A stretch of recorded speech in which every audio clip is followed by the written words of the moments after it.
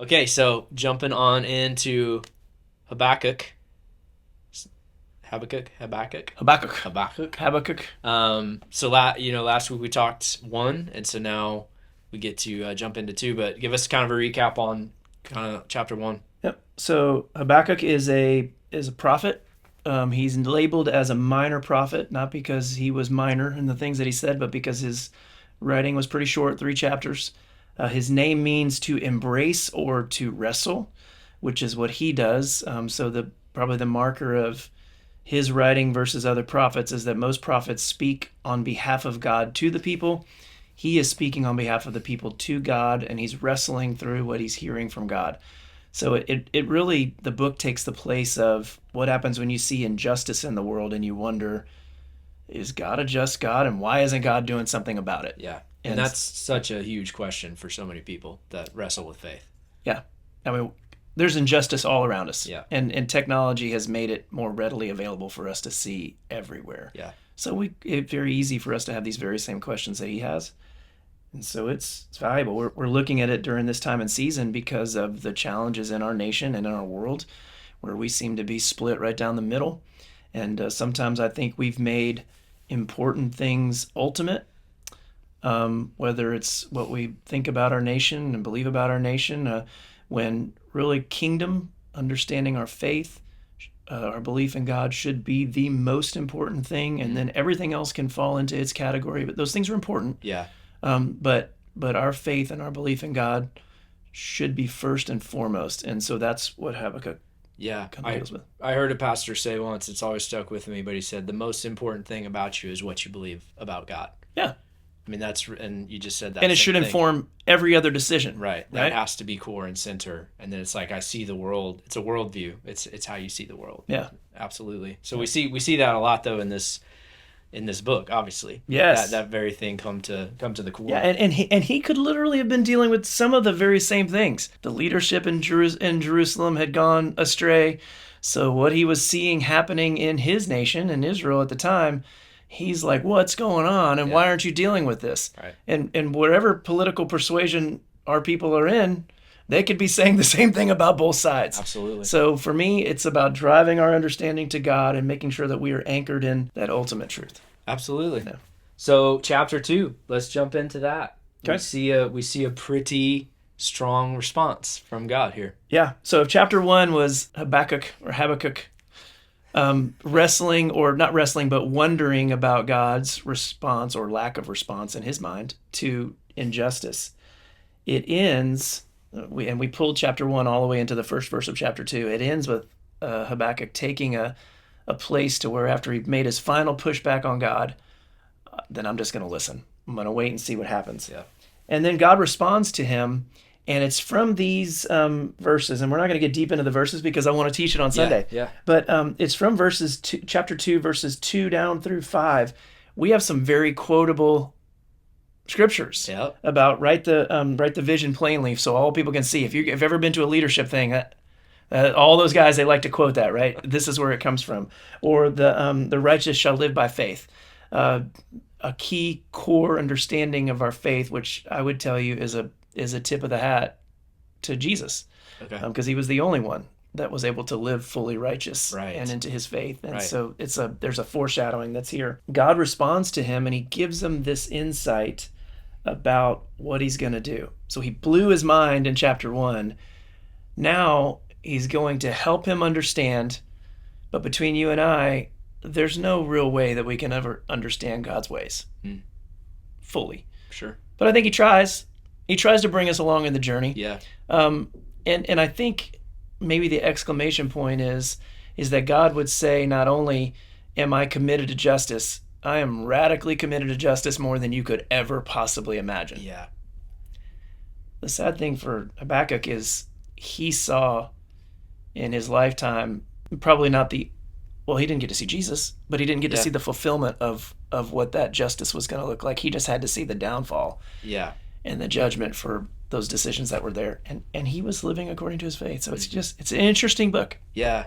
So we see in God's response, he's kind of calling out some specific things and seemingly people, but take us through kind of what is God speaking to about obviously that context and the broader scope of what that looks like too. When Habakkuk pushes back on God and God finally responds to him and gives him the insight about the Babylonians, he gives him those few verses, 2 through 5, that inform the baseline of what our faith should be about. But then he says, but don't worry, I'm going to deal with the Babylonians too. Right? So, but that was his concern. He's like, how could you possibly judge us with somebody much worse than us? Right. And God's like, oh, I'm going to deal with them too. Yeah. And so verses 6 all the way down through 19, it's brutal. Like, God mentions the things that the Babylonians are known for and what he's going to do to judge them and all of that. And, there's some important things for us to read there, and it'd be easy to read through and go, yeah. We've got to be pretty introspective. Right. Because we're guilty of some of this. Right. Right? And so justice, judgment, there's some conversations to be had there. God is moving towards justice. Yeah. And there will come a time where you will be held accountable. Babylon will be held accountable.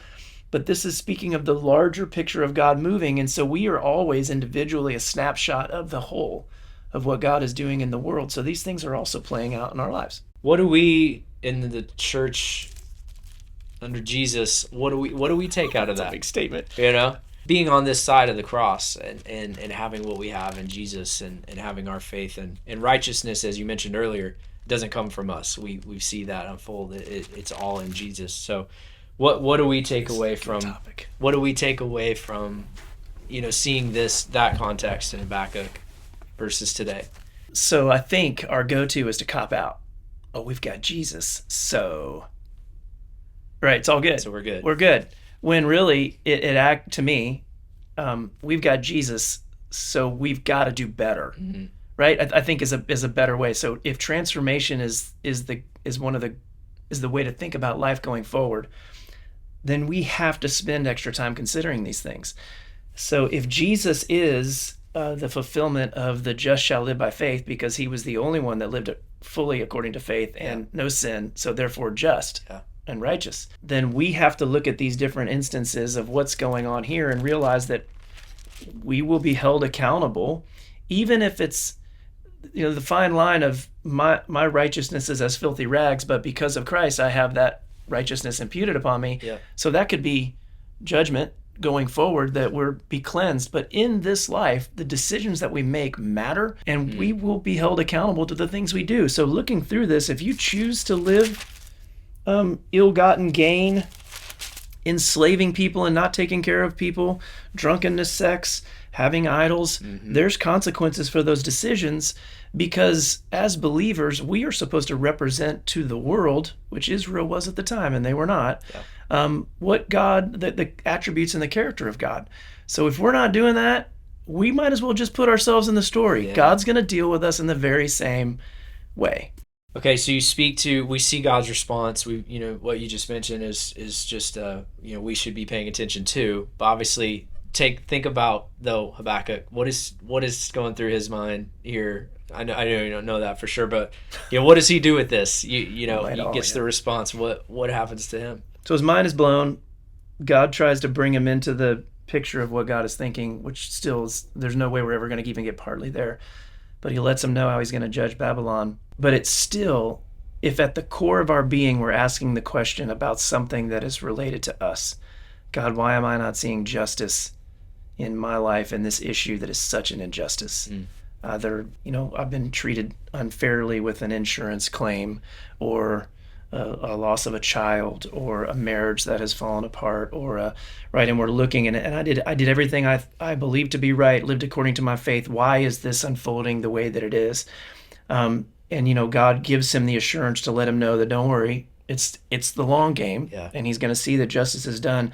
But the way that the chapter ends, it ends with this imagery, and what I'm learning as I'm studying Habakkuk is the transitions are so important. It ends with verse 20, which says, "But the Lord is in his holy temple, let all the earth keep silence before him." To me, it's tantamount to say, God is sovereign, and God will have his way. So for Habakkuk, he had to choose to believe more in the nature of who God is versus the nature of the things that were unfolding around him. Can we agree that's not easy? Yes. Why is that so hard? Because, right? I mean, that's a great question, but it's because back to the nature of we have the image of God that's inside of us, so we want to control every single scenario, and so we have an understanding of what vigilante justice looks like, and we would go mitigate it today. Right. But our justice is perverted because we ourselves are broken. Right. So he gets to a place to where he truly decides to allow God to be the one that's going to mitigate justice. I don't know how you get there. Because some of the things that I know the people in our congregation and around the world are dealing with, it's life-crushing. To me, the only way you can get there is by wrestling. A lot of times people will just not want to talk about it. They'll try to avoid it. But because Habakkuk was willing to wrestle with God, he was willing to come to a place of not fully understanding or being okay with it, but believing and trusting that God was sovereign and that he was on his throne. Yeah.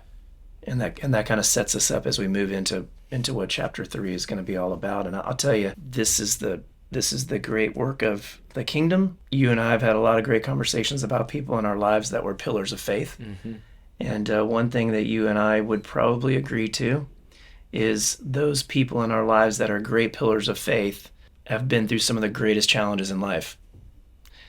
And they have been tested and tried and have grown in their faith because of those things. Right. We all like to feel good and we all like to have the enjoyment of life, but it's in that crucible, I think, where we learn and where we grow. I don't know how else you get there. Fair? Yeah, I mean, you're the worship leader. You write songs. I was going to say, we're going to get to what I would do. Yeah. Write a song about it. You write a song about it. But I mean, seriously, and the best songs of your life come out of some of the, from Tammy, knowing that she writes, they come out of some of the worst seasons of life. Absolutely. But it's where you find the true character of God, even though you may not like it. You may not like it, but he is so good. He always meets you there. Yeah. I think, and like we see in this, it might not be the answer you want. It might not be the result you want, but he does. Probably rarely the answer you want, or rarely the result. Yeah, and I think it goes to what you said. We would do things very differently. I mean, his ways are not our ways, but that's a hard. It's wrestling, no doubt about it. Yeah, I try to think. So if he lived 600 years before Jesus, the Babylonians they would have overthrown Jerusalem, probably in his life. So maybe the last images of his life or in his life was the exile as they were removed from their land. Can't even imagine him having to reconcile the land that God gave them through the bigs of the faith, through Moses and Joshua and how they came into the land. Now they're being moved from this. So just breaks your brain when you think about that story and what he had to deal with to lead us into chapter 3, which is going to be fun for the worship leader to talk about where his heart comes from. Yep. Can't wait till the song. Yeah.